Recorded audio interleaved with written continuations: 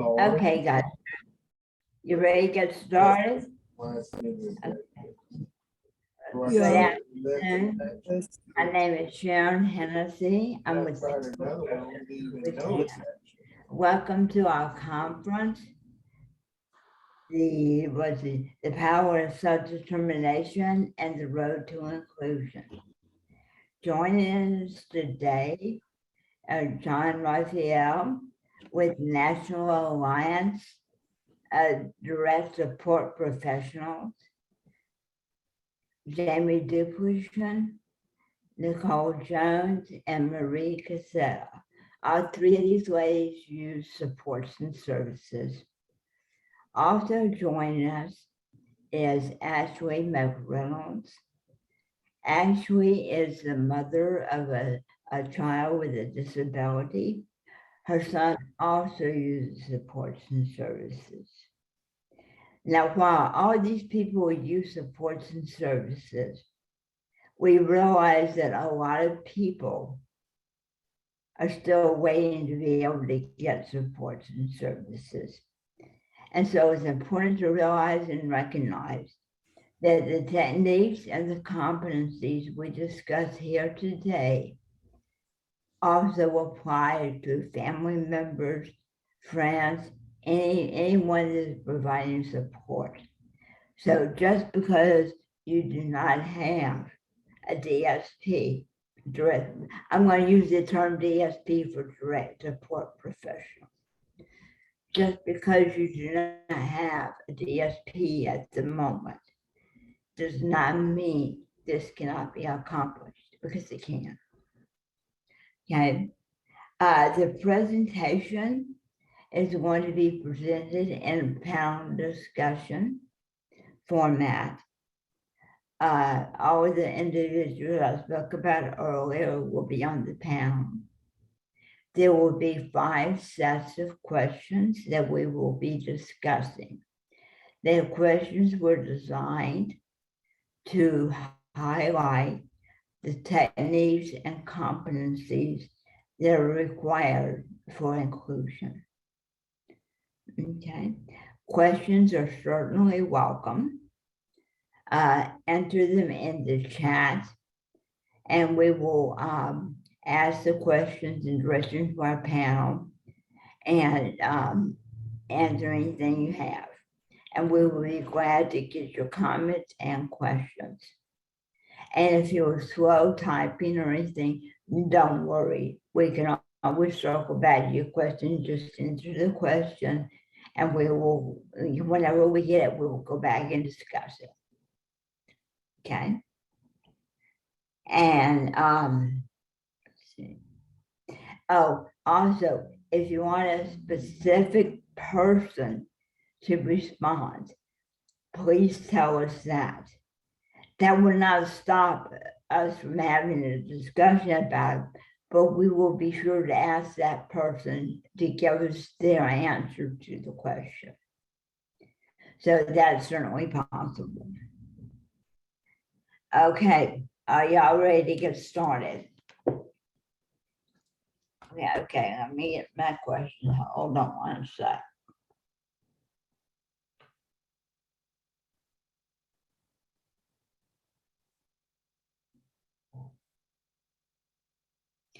Okay, first of all, the first set of questions is a pretty general set. And I'm going to ask the whole set, and then you tell me if you need to repeat any of it. Do you like to participate in community activities? What is something that you think is important for you to let your DSP know before you participate in these activities? And what would you like to tell your DSP? If it's something you like, something you don't like, something you want, or something you need, no matter what it is, we want to know. Okay. Jamie, do you want to start off? Yeah, sure. So I do love going out into the community and being a part. I love to contribute, but the one thing that I really like my caregiver to do is a lot of times people go to my caregiver and ask them a question about me. And I really like for my caregiver to step up and say, ask her, because she can answer for herself. Um, and I'm sorry, what was the other question, Sharon? Um, is there anything specific that you would like to her to know before you go out? Is Just there that personal? if I need anything, I'll ask. And basically don't speak for me. Okay, that's really important, because too many times we see people answering before the person has the chance to even answer it, and that not only causes a problem with the person, that reinforces stereotypes. And also, what would you really like your SP to know? Is she doing a good job? Is she not doing a good job? You appreciate this, or or you want her to do so and so. I always let them know if I have an issue. If something's bothering me, I'll be like, can we do this a little differently? Or can you not do this? Or, I'll, if I don't have a problem letting them know if they've done a good job or if they need to change something. That doesn't surprise me.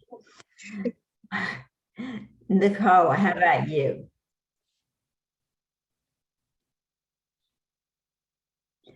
You're on mute, Nicole.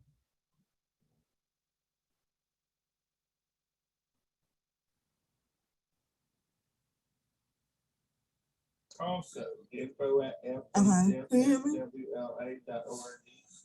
I would choose to work also. I'm sorry, Nicole. No, it would be. Okay, you able to hear me now? For info. It's, I'm sorry. We're gonna have problems with background noise. WLA.org. That one works also. Is there another spot you can get that you don't have someone in the background talking?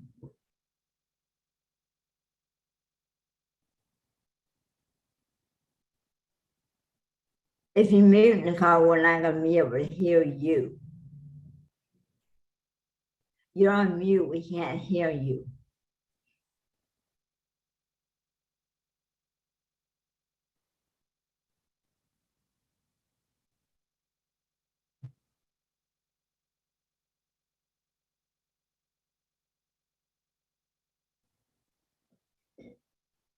Nicole, while you figure that out, oh, you got it, okay. Okay. Okay, first of all, do you like to participate in community activities? Yes, I do like to be out in the community.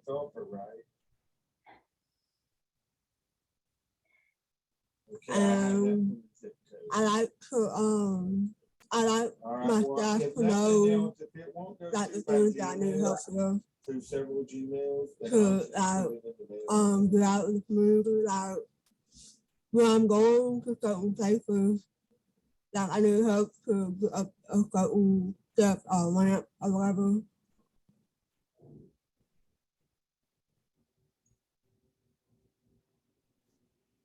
I'm sorry, Nicole, I didn't get that. I apologize. Okay.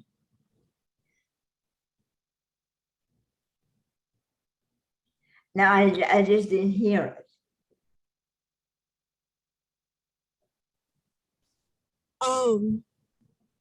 Yeah, I do like to be out in the community. That the thing that I for my staff to do is to be able to ask me questions. Ask you questions. You're welcome. Okay. Do you make decisions and stuff about what's going on Uh-huh. and what you're doing? Right. That's very important. And then sometimes I may include her in the conversation, depending. Yeah, you may do what? I'm sorry. I may include her in the conversation if I'm talking to someone. Oh, okay. Okay, you have to be involved in conversation stuff. Yeah, that's good. She doesn't speak for you, huh? Uh-huh. Okay. What is it that you would really like her to know? So that what was the question?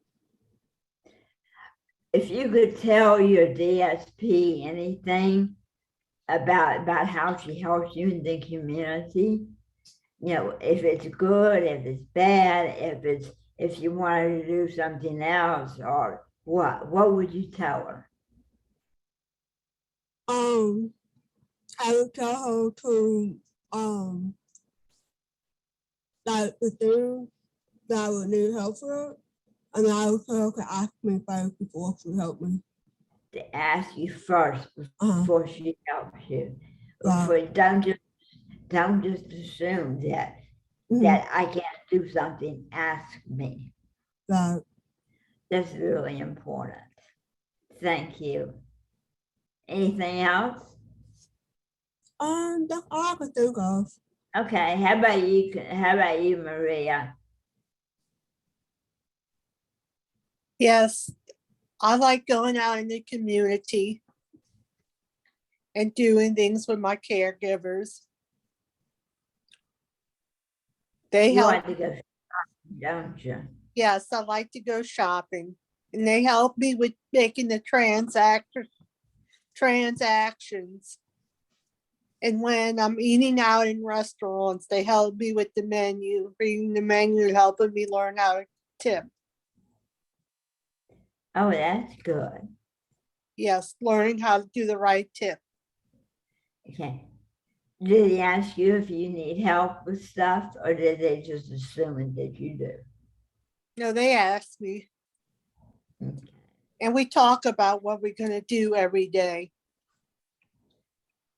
If you Yes. could tell your DSP anything, is there something that you would like to tell her that you like or you don't like?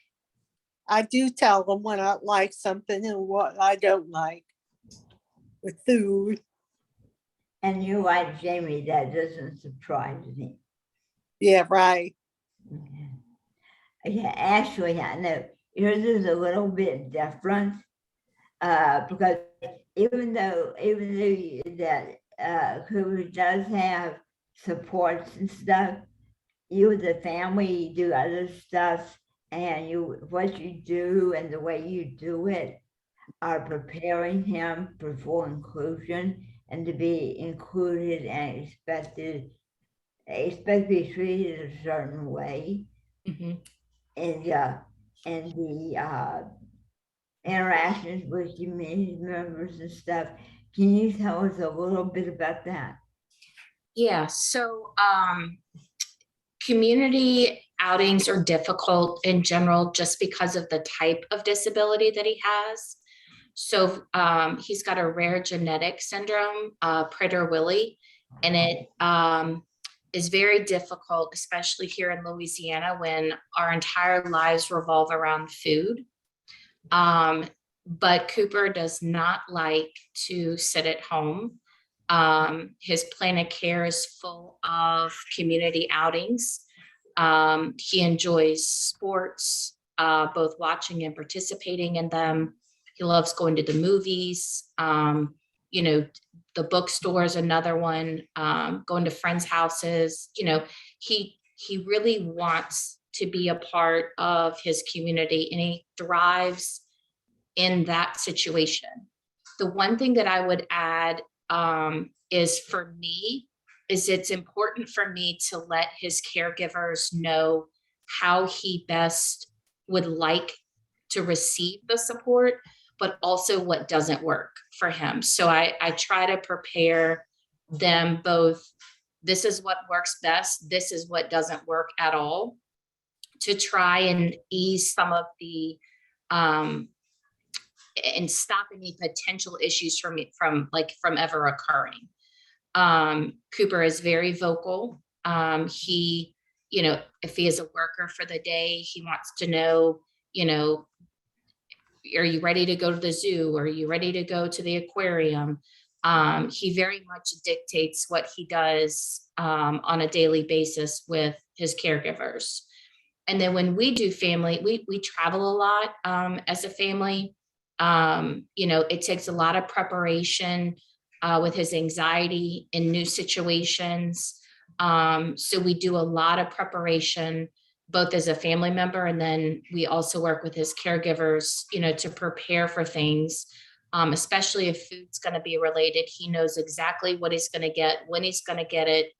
There's no deviation in it at all, so it doesn't cause him any type of anxiety that could lead to behaviors or any type of meltdown.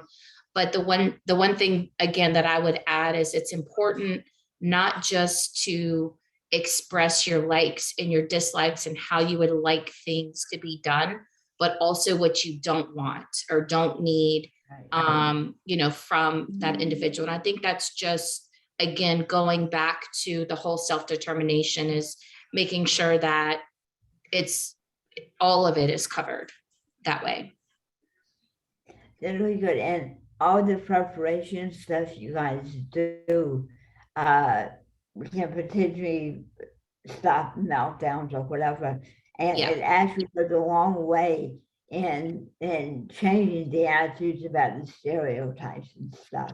Yes, and it does. And it does break down that barrier. While it takes a lot more effort and a lot more time, if Cooper and his caregivers stick with the plan, 9.9 times out of 10, it's going to be a successful outing. That was good. Yeah. Is there anything that you can think Cooper would want to say to his caregivers? So what I think that as a 16-year-old with an intellectual disability, I think that as much as he wants care for them, he desires some level of friendship from them. And I'm trying to figure out the best way to help him understand the difference between a paid caregiver and a friend, and how those lines, at least for him, seem to be so easily blurred. And I try to tell him, like, they're here to help you and work for you and make sure that you succeed in all of the things that we have spent so much time on developing in your plan of care. For him, I remind him of that. But he's more worried about, he's my friend and we're going to the movies today. And so that's sort of where Cooper is with his staff. It's more of like, he wants that reassurance from them that they're friends and, they're going to go and do things today. So we're working on that aspect of paid caregiver versus friend and how they sort of meet, or if they should meet at all. We're just sort of working through that right now. Thank you. John, do you want to weigh in on anything we discussed? I'm first of all, thank you for having me and for having the National Alliance for Direct Support Professionals here. And from what everybody has said, from Jamie, Nicole, Maria, and Ashley, I'm listening to you all, right? And my job is to go around North America to help to help organizations and families who employ and people who employ direct support professionals understand their role. And what we have, unfortunately, in our country, whether it's in Louisiana, whether it's up here, I'm in New York, we have, I think, a lack of understanding of what direct support professionals do. And Ashley, you said something so important. I get this question probably every week. Is it okay to be friends with a person that you support? Right. And I can't answer the question because you can't necessarily not become a friend, right? It's an occupation. It's a job as a caregiver, as a paid caregiver, like you were saying. It's a job. You get paid to do the things that hopefully you're taking the direction from the person you're supporting, right? Just what everybody just said, you know. And I love the question that you asked, Sharon. It's like, what do you want your direct support professional to know? Darn it, they better listen to you, right? But when it comes, so you have a relationship, and that's what drives the direct support relationship, is hopefully helping the person you're supporting, whether it's at the restaurant, like you said, Maria, or it's out and about somewhere in the community doing something fun. But here's the thing. You have to, this is one of the few professions it's based on having a relationship, right? And you got to know somebody very well. And it's very confusing, I think, for DSPs and for people who get support. To where is the boundary between friendship and paid responsibilities? And I've always struggled with that as a direct support professional, right? So I think that's what I heard Ashley talking about, paid, as Cooper wants to, be friends, obviously, with the person that is so intimate with him, right? In terms of helping him with things that probably, are very, you got to know somebody very well. And you would think, I better let my friend in, you know what I'm saying? It's like, it's a very weird relationship in some ways if we don't put the boundaries in, and we don't use, we're going to talk about these later, Sharon, and then I'll shut up. The understanding of what the role is through the competencies and through the ethics of the job. And I think it looks like a friend that's out there with you, but ultimately at the end of the day, it's a paid profession. And I have to say that from the standpoint of the National Alliance for Direct Support Professionals. Doesn't mean you can't become friends. Of course you can. Can't stop that. So that's my take on things, Sharon. Thank you. Okay, was it good announcement? And I think this is only one question. If I can, of course, I lost it already.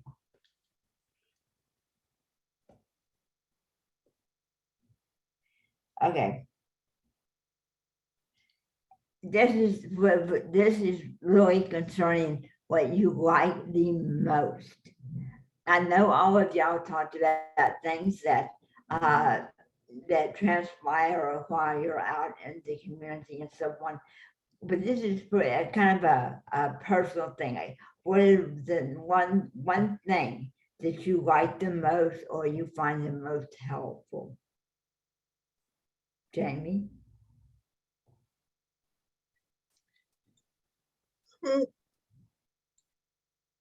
Well, I think the thing that I do like the most is the fact that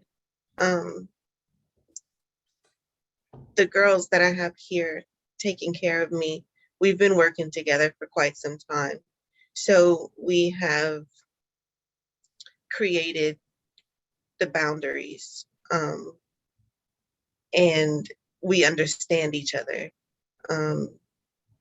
What helps the most is the fact that they respect the fact that I'm an adult and I'm an individual.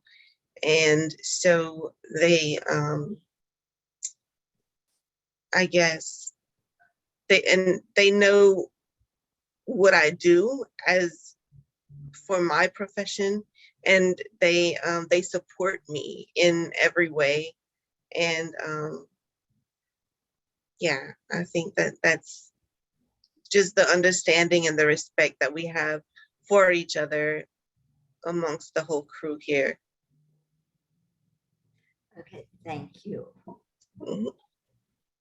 Nicole, what does your DSP do when you're in the community that you find most helpful or that you like the most?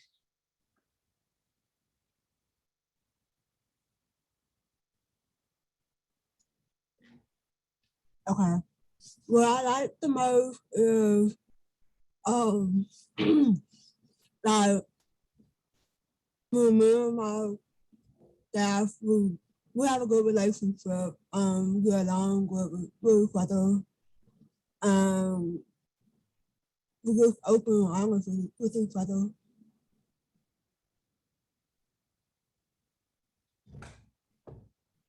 Yeah, what specifically does she do that you like?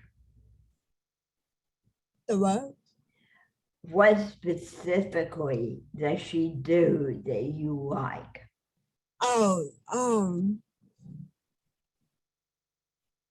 like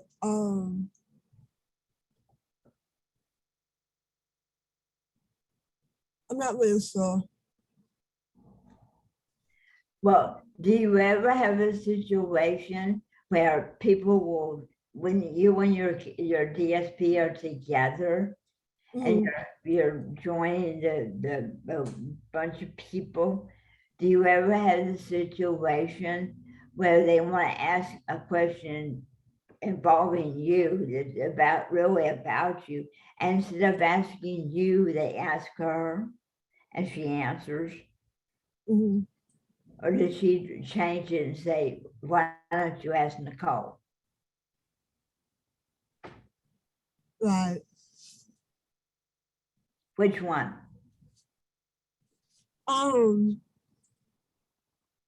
where we able to go out and go to different activities.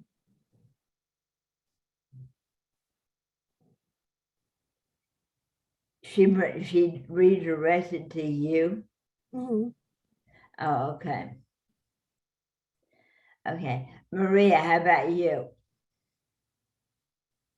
They help me when I'm out and making healthier choices and teaching me how to do healthier things. Yeah. And I have a bond with my caregivers and I care about them. Each and every one I have, I care about everybody. I care. And I do have a bond. Okay, well, that's nice. How about Cooper? So this is a little interesting, one, just because of his age.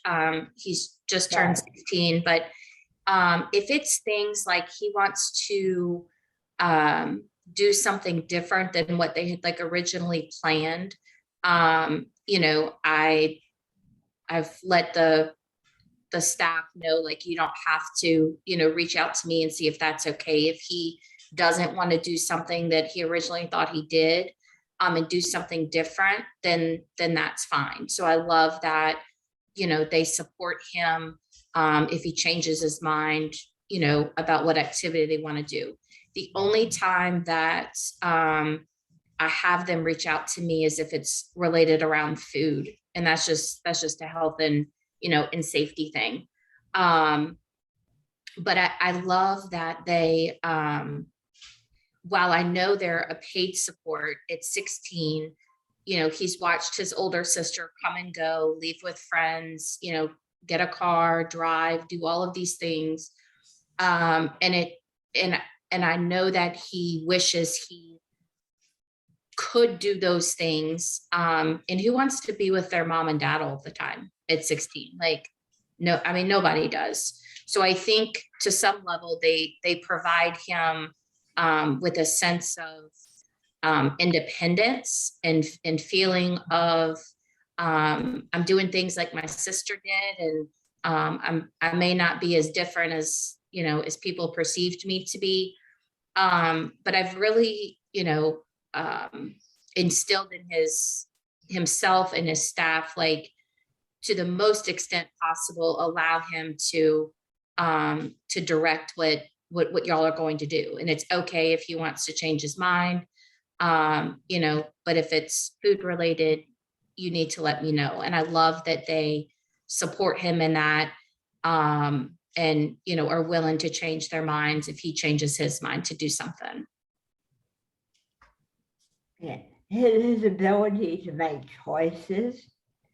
Do you feel that's one of the big issues with preparing the family members or friends that could help to encourage choice making as a way to increase self-determination and to build inclusion?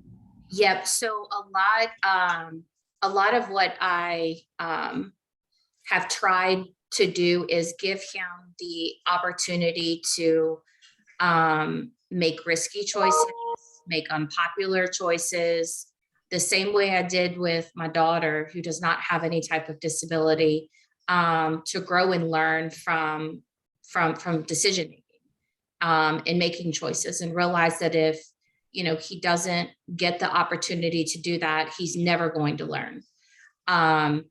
While I don't like some of his choices, or I wish he would have made a different choice, in the last 2 years, I've really tried to make a conscious effort to allow him the same opportunities related to decision making that I did my daughter.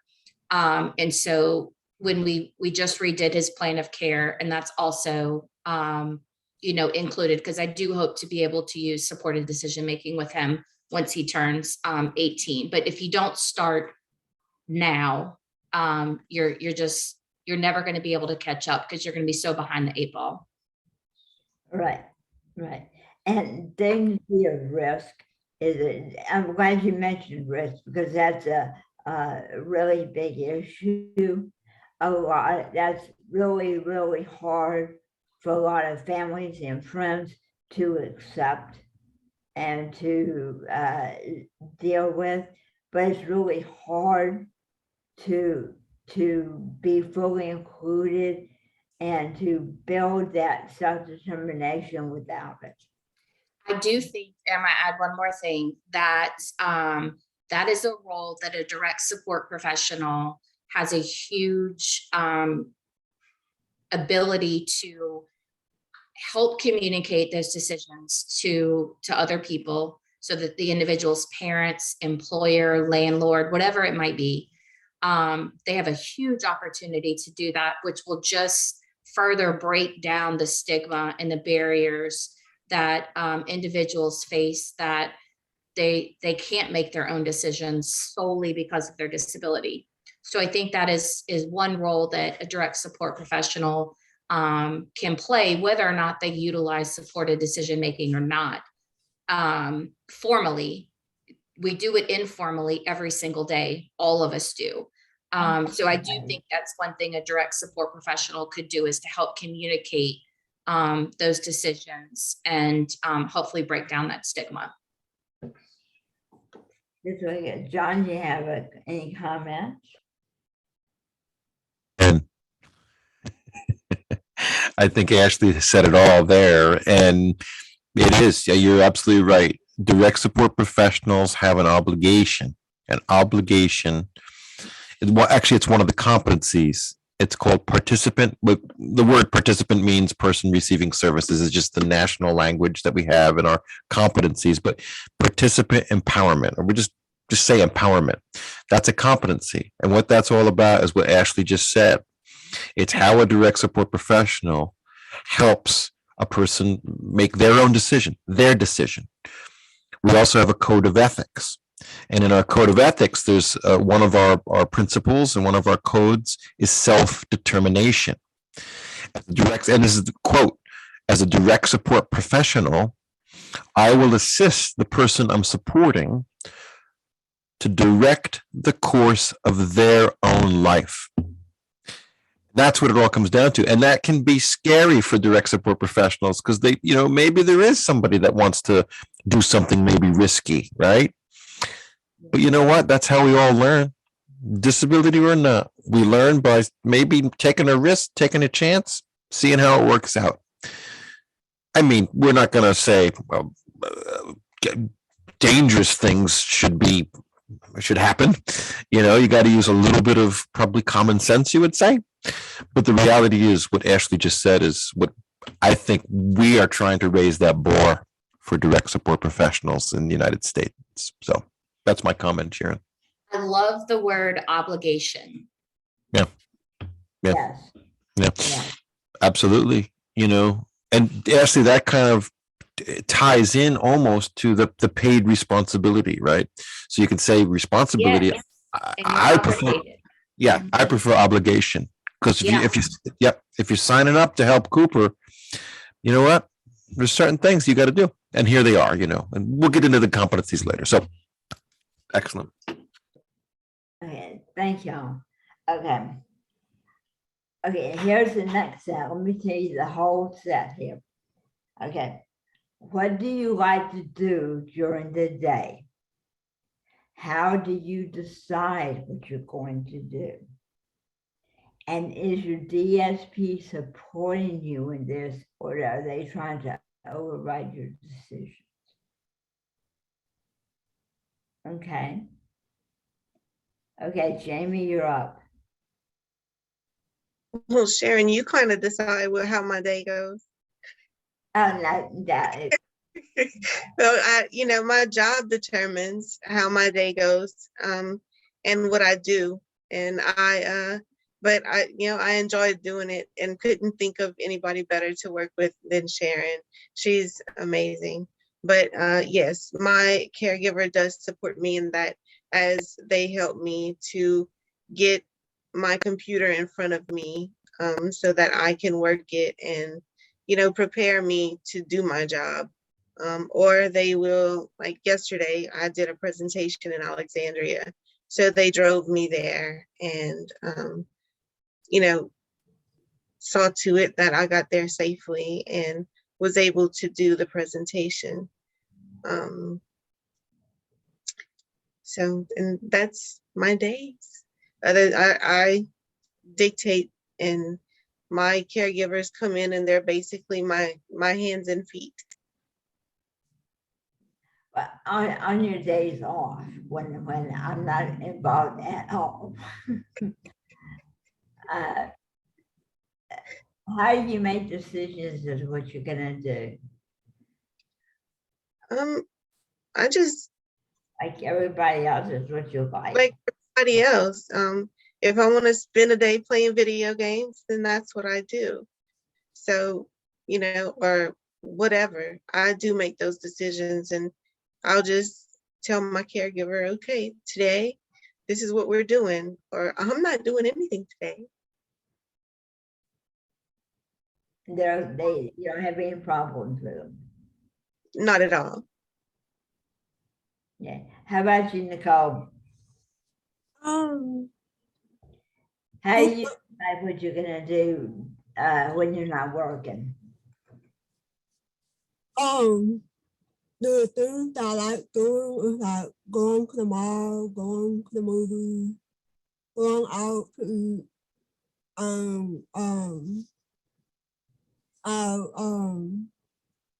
My staff help me in the community. Well, do you decide? Do you make those decisions like I need a new blouse, or I want to go to the movie, or I want to go to the dance?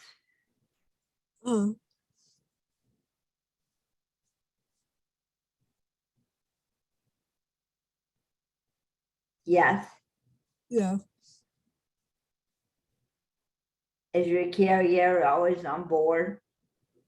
He wants to do it. Depending on what's going on.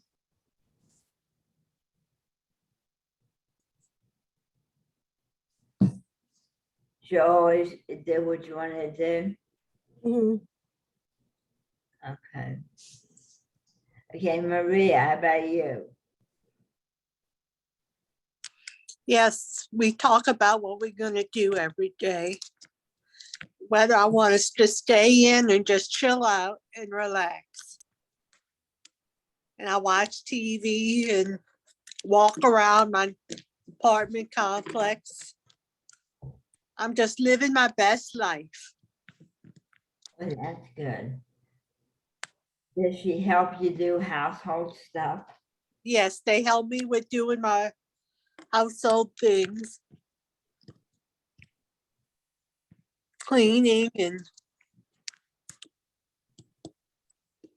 And cooking? garbage out and checking the mail. Yeah. Yeah, and cooking for me, helping me cook. Okay. Do you have anything special you like that you have that you need to make decisions about? No, they help me with making good decisions. And they like me to look good when I go out. They like helping me when I go out. They like me to make sure I'm looking good and cute and beautiful. Yeah. What I had before I had this company, they like to make sure I'm looking nice and dressed up. Okay. Suppose one of your caregivers fixed your hair a certain way and you didn't like it, would you tell her? I like the way they fix my hair. There's nothing bad. Yeah, well, just pretending that they did something you didn't like, would you tell them? Yeah, I'll let them know. Okay. Okay, John, you see anything wrong with all this? That's all okay, huh? Yeah. Yeah. Everything is good. Yeah, John, you want to add anything? Yeah, I mean, what Maria just said is so good. But it's tough. It goes back to, I think, what we were talking about before. You get so close with your caregivers, your direct support staff. Sometimes I've seen direct support staff influence people that they support, and that can be okay. And that can be okay. But it needs to, the person that's supported, they need to call the shots ultimately. And like you said, Maria, your staff wants you to look good going out. That's wonderful. But you know what? Maybe sometimes maybe you want to go out in sweatpants, and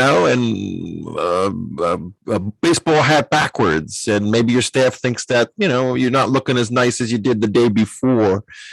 You know what?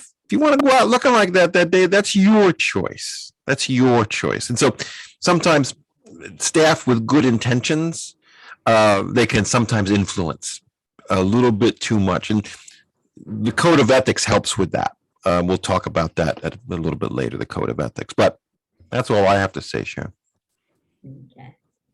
Okay, the next two sets of questions are a little bit more difficult. They kind of get at a lot more of attitudinal type stuff in society and how you work and so on. So let me get to it. Just 1 second. I lost it. Okay. Simple question.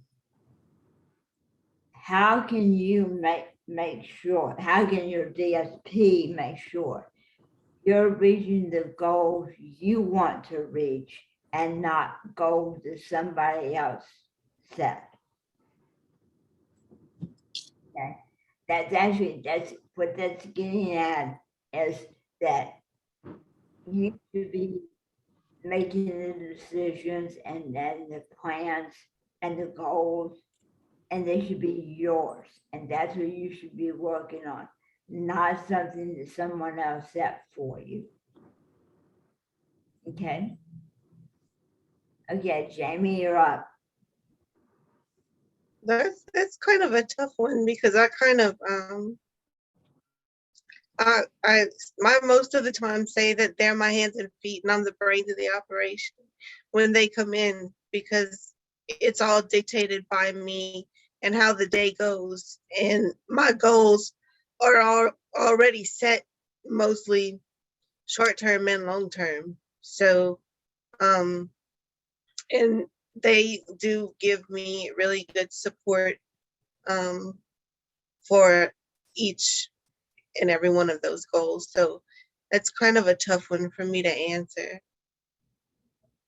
Well, no, actually, you answered it well. They know you well enough to know that you have set those are your goals and Absolutely. what you want. Yes. And they respect and support. A lot of times, there are issues with families, and I don't mean anything by that. I'm just saying that because of the nature and so on, it happens a lot, that they wanted different things for you. Do you ever have a problem with that? I don't. I don't, and I never have. My family has always been a phenomenal support system for me, and supported all of the decisions that I made, even when they knew they weren't good decisions. Um, they didn't take that struggle away from me when it was a bad decision and I had consequences to face. They didn't take the consequences away, but they supported me throughout the time that I dealt with whatever consequence was there. And so, and the same thing with my staff here today. And that's an important thing. That even if you do know it's going to happen, I'll support you through the consequences, but I can't make it go away. I'm not going to make it go away. Absolutely. Thank you. Oh, You're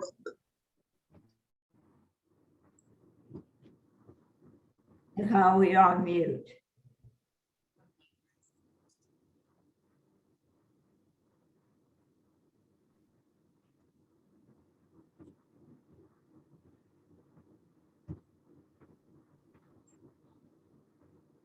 Okay. In my case, my family, they wasn't, they supported me in something, but I want to be on my own. At first, they didn't think I was able to do it. But then, a lot of times, they used to, I would try to do everything for me. So now, that I live in my apartment and everything, I do more things for myself now. Oh, that's good. Mhm. Has that kind of changed the attitude with your family? No, not really. I mean, like, they, whenever I'm around them, they still try to think I'm not able to do things for myself. Okay. Okay, Maria, Mm-hmm. Yes. how can your DSP know that what you're trying to do is something you decide you wanted to do? You made Yeah. the Yeah. We talked about what I want to do. oh, do you? Yeah. About things. And they helped me. So No y'all, real problem. okay, y'all decide, or you make the goals and y'all talk about it. Yeah. You made the goal, you want to eat healthy and stuff, Yeah. and they help picking stuff out. But Yeah. also made the decision. Yeah. I make the decisions, but they help me choose the right decisions and make the right purchases.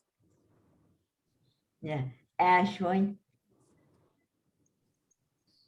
So for Cooper, it's a little bit different. But his community goals, his, all of that is very specifically written out in his plan of care. So when they are going to go out in the community, he chooses where it is that he wants to go.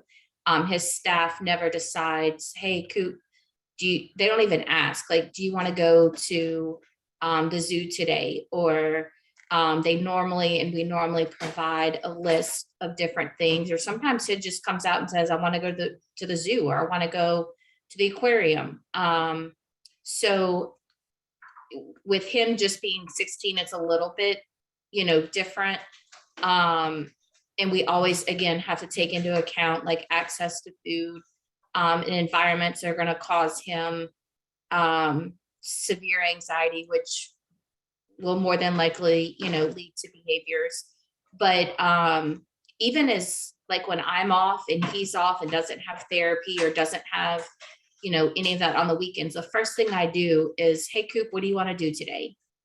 And let him, say, I want to go to, I want to go here, or I want to go there. So I always try to give him, an opportunity to decide what it is that he wants, to do for the day. And only if it's not a place that's going to be friendly to him, that I know where he's going to struggle, that's when I'll go back and maybe give him a list of different things to say that don't have food, around, and I'll say, this, or this, to the point where we see the same movie like 5 or 6 times along with his staff. And I know that's not fun, because it's not fun for me to see the same movie 5 or 6 times. Like, I could recite all of scene 2, and his, we all could. So he, they deal with having to sit through the same movie over and over again, and and go to the same places that he wants to do. So he still drives a lot of his decisions. The only thing I try to interfere a little bit in is if there's a lot of food and I know it's going to be a dangerous environment for him, but that's it.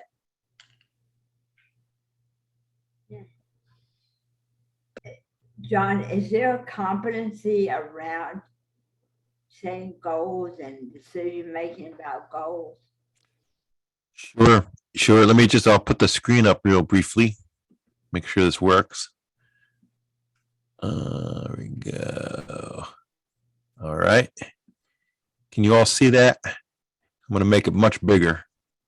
I'll make it even bigger. There we go. Can you see those, Sharon and everybody? Great. So what these are, it's interesting. I'm listening to everybody talk, and I love this conversation, by the way. It's a great conversation we're having. And when I'm listening, I cannot listen to anybody that is talking about direct support or, inclusion or all the good stuff we're talking about without thinking about the competencies. And here they are, everybody. If you're interested in them, I'll put a link in the chat when I get off, when I stop speaking, and you can check them out because they're really great. These have been around for, we'll say, 25 years, and what they are, and specific to goals, Sharon and everybody, there's a couple of them actually, and one of them is that empowerment goal. Empowerment's all about helping somebody with what they want to do in their life. That's empowerment, and assisting them to get there, whatever that is. But I think that's also part of area 14, being person-centered. So we hear that a lot, right? I mean, people first, Louisiana, wonderful. People first, person-centered. Being person-centered means that I will follow the lead of the person that I'm supporting. And yeah, maybe I'm working in a situation like with Cooper and Ashley, right? And I'm gonna listen to both because Ashley, you're still a mom. It's not about having being a mom of a son with a disability. That's part of it, but you're also a mom, and you've got your own mom things. Um, but there are certain things that you know about Cooper that me as a direct support professional I'm gonna need to know too. So that's what it means by being person centered. Your loyalty is to the person, but sometimes you gotta look to that person's circle of support too. So I think between empowerment, between person centered supports, and lastly, documentation. Interestingly enough, Sharon, when you look at what DSPs have to do, oftentimes they have to document about goals that people are working on, right? And that's important. And I have always been I've pushed this for a long time. I call it partnership documentation. I don't care the level of disability somebody might have, but that person should be involved in the documentation of their life. And maybe it's the DSP that's doing all the typing or the writing. That's fine, but that person who's being written about, they gotta know what's being put into ink, and we don't see that enough, to be very honest. So those are the competencies that I think your question was, Sharon, that are related to helping a person's goals. Very interesting. Okay, our last set of questions before we have a general discussion is how can you let people know that everyone is different and they should get to know you to understand your wants and needs? That's getting at how can you act or react to the situation, the way they present it, without reinforcing the stereotypes, because the stereotypes actually hinder inclusion. So, Jamie, you okay with that? I mean, I just tell people, I try to have a conversation with people and letting them know that I can only not walk and use my hands. Everything else is okay. Because I want to contribute in every way that I can. And I let them know that I can contribute. I don't know. I just tell them. Okay. Okay, Nicole, do you have any ideas?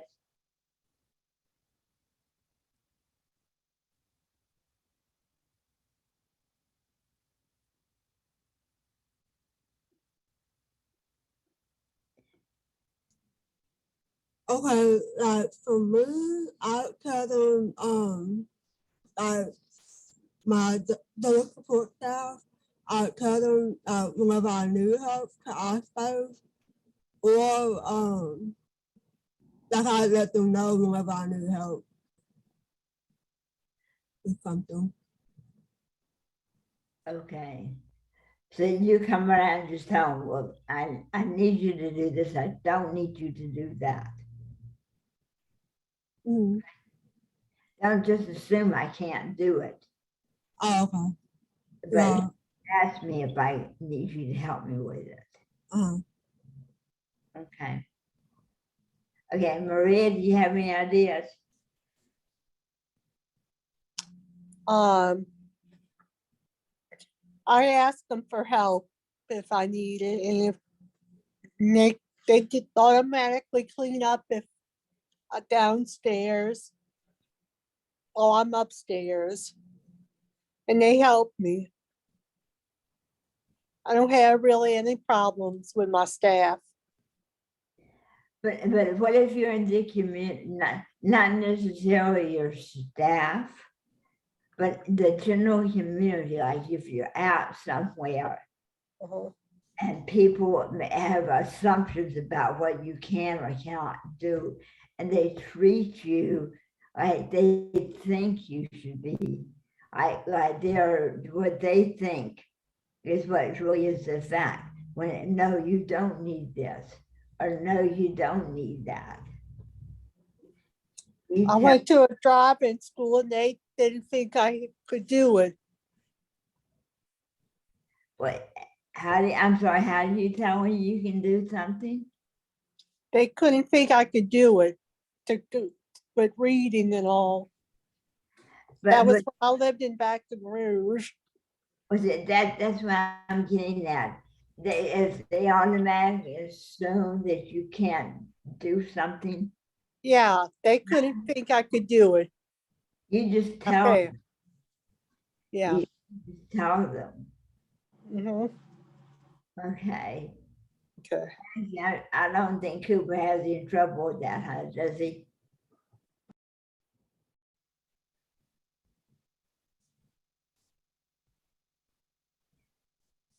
Ashley? Um, so I come at this a couple different ways. One, just in my position at the ARC, and as an advocate, I inform people all the time that you need to assume that they can do it just like you can until proven otherwise. It unfortunately, society has allowed the pendulum to swing so far one way that it is taking forever to really get, any movement back this way, and breaking down that assumption that just because an individual has a disability that they can't do something. And then from there, it's recognizing that it may be done differently or not quite as how you would do it or want it to be done, but that's okay, and accepting, the difference. So for me, if Cooper is ever in a situation where they'll look at me to ask to answer a question, very simple question, about like what grade are you in? And they'll look at me and I'm like, well, ask him. Like, he's very capable of answering the question.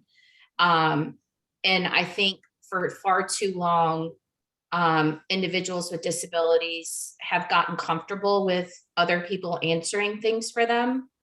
And I think that a direct support professional can really help be a part of, and I talked about this earlier, a part of breaking down those barriers and that stigma that have plagued individuals with disabilities for so long.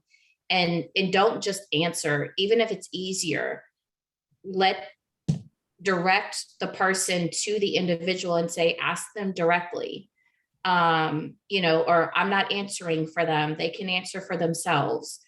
Unfortunately, that's one person in one situation, and it does take a long time.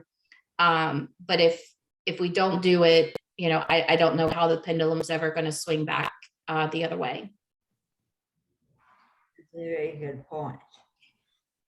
A very good point. John, do you guys run across that a lot? And I think it comes down to really pretty much, I think, one thing for me.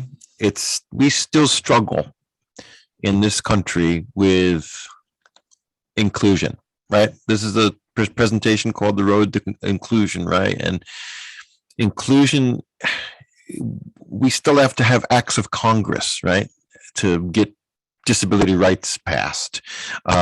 We still face discrimination as people with disabilities.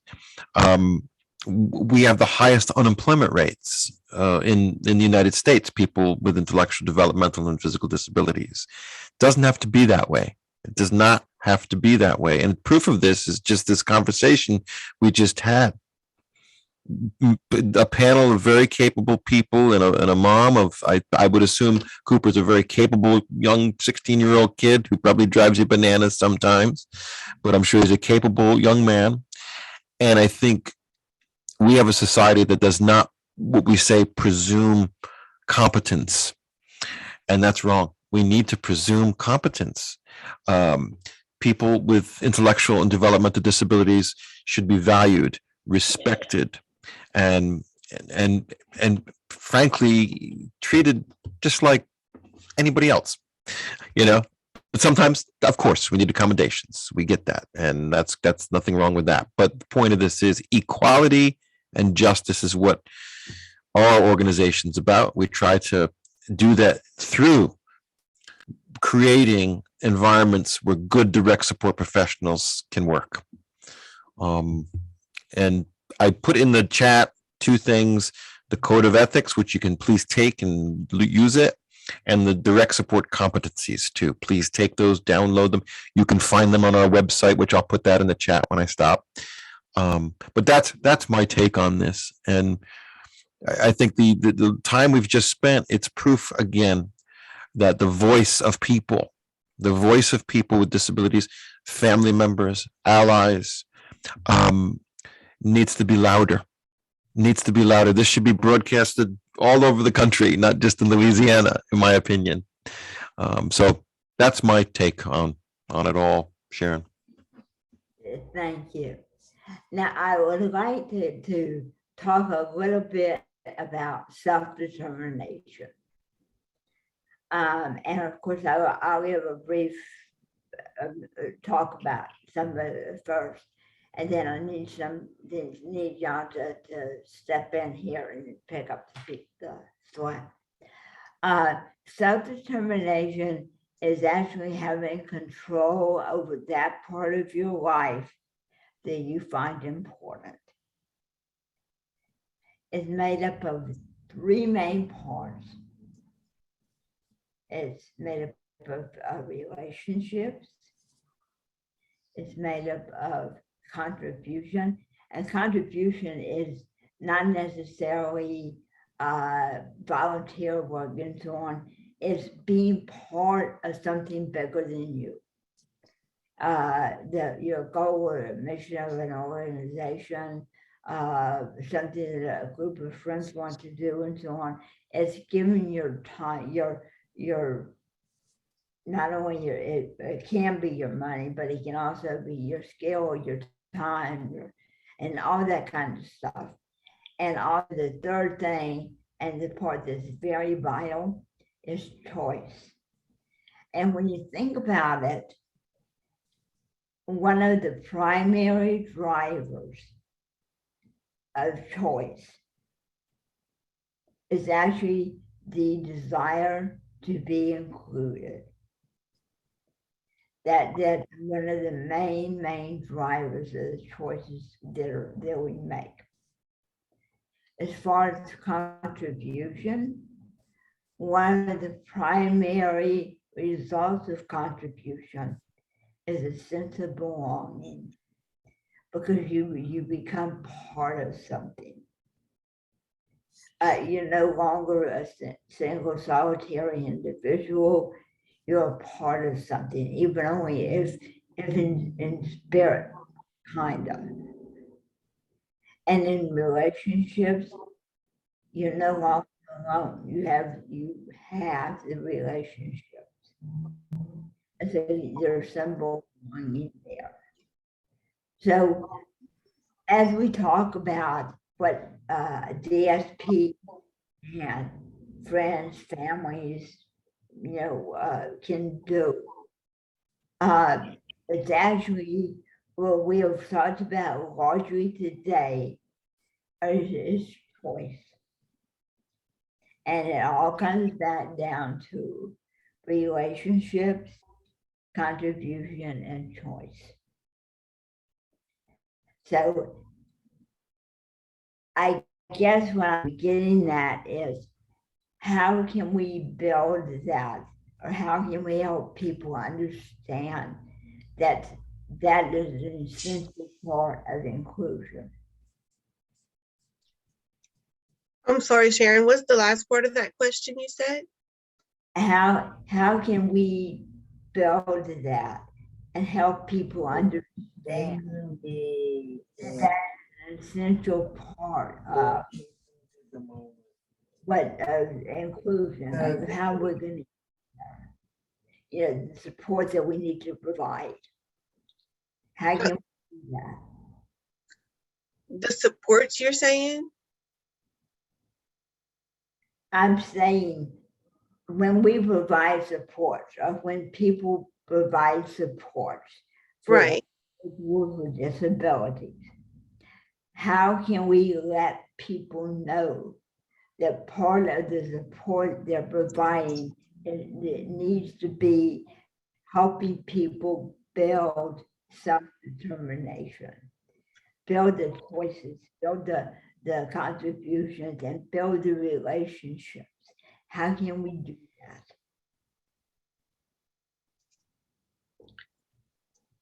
I would say basically just support the opportunities for any individual to contribute. Make it accessible for them to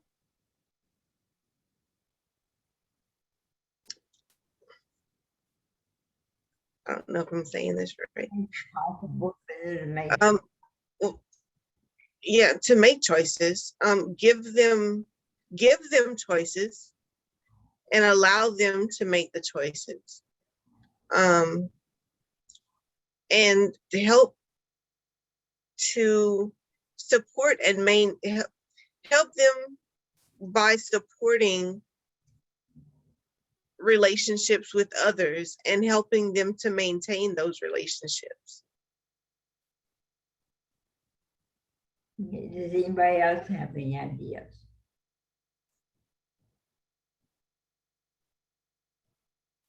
Hey Sharon, it's Ashley. I have a couple of things. One, just piggybacking off what Jamie said is once the individual has, made choices, again, supporting those. And then for me, what I have found is I almost turn the situation on to other people and staff. And when I'm trying to explain something or why, this would benefit individuals with disabilities, I turn it and say, what if you had someone all the time deciding what you wanted to do for the day? What would it look like if you were told this is where you had to work, this is who you had to vote for, or if you didn't get the opportunity to vote, this is who your friends could be or who they can't be.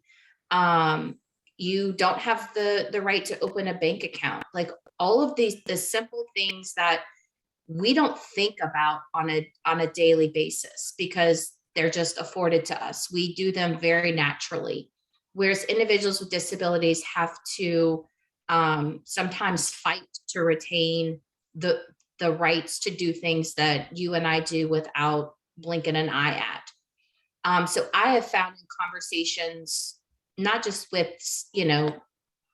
paid caregivers, but with people in charge of making decisions. So advocacy, and to me, is a big piece of the answer to your question. How do we make change? It's continuing to advocate, joining organizations like People First, going to the Capitol, going, to whatever policymaker it might be. But unless they live it and they walk it, they don't understand it, because they feel like they don't have to. So I always try to flip it back and make it relevant to them and get them feeling about issues that I know would make them upset. You brought up an interesting point before about we all use supported decision-making all day long, every day. Yep. You want to elaborate on that and talk a Yeah. little bit about how supported decision-making can actually not only help the individual, it can break down the barriers of the preconceived notions about what people can and cannot do. Yep. So we in 2020 formally passed legislation that recognized supported decision making as a alternative to interdiction and other more restrictive legal options for individuals with disabilities, but specifically interdiction. And what I've learned through the process of learning about supported decision making, training individuals, family members, direct support professionals. Now we're into the legal system and the medical field. Is it's sad that I have to explain and train people that supported decision making is not something new. It's not some crazy legal term. It's a simple process that we use every single day of our lives, but just don't, it's never been called or labeled supported decision making. So when I explain it as, you know, so like if I know the individual and they had something come up or, you know, health situation, I'm like, did you talk to your children or your parents about, oh yeah. I said, oh, so you do utilize supported decision making. I said, was everybody happy with your choice? Nope.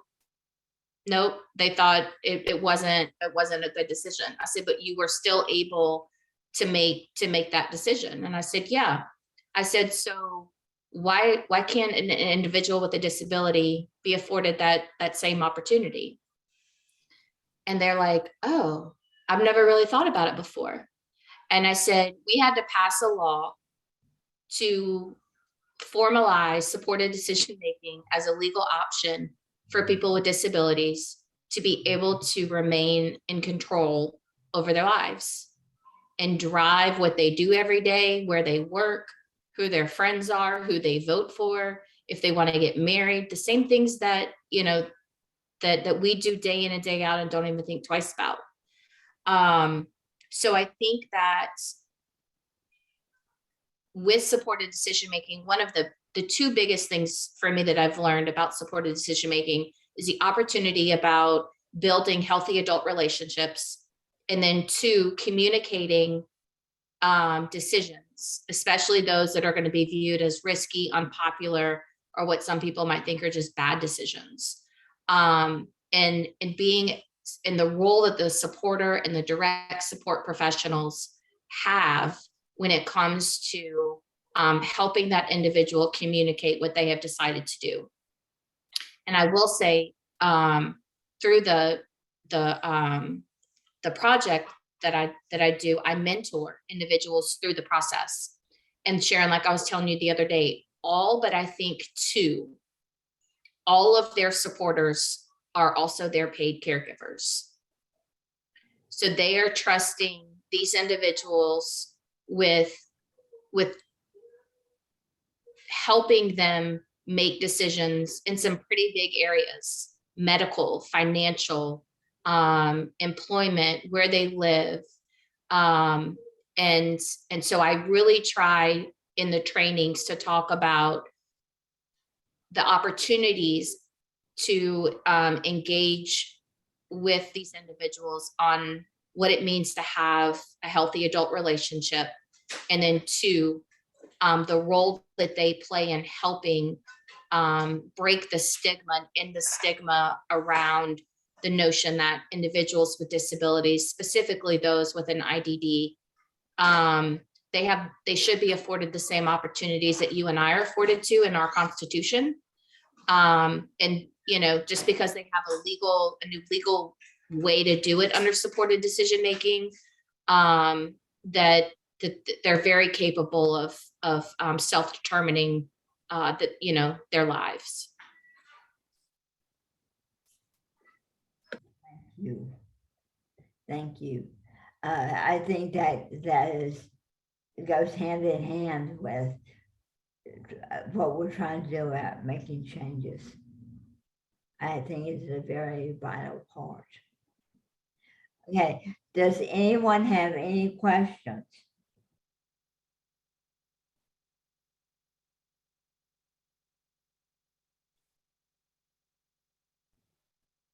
I don't see, no one put anything in the chat, so I am assuming we don't. Do any of the panelists want to make any last comments?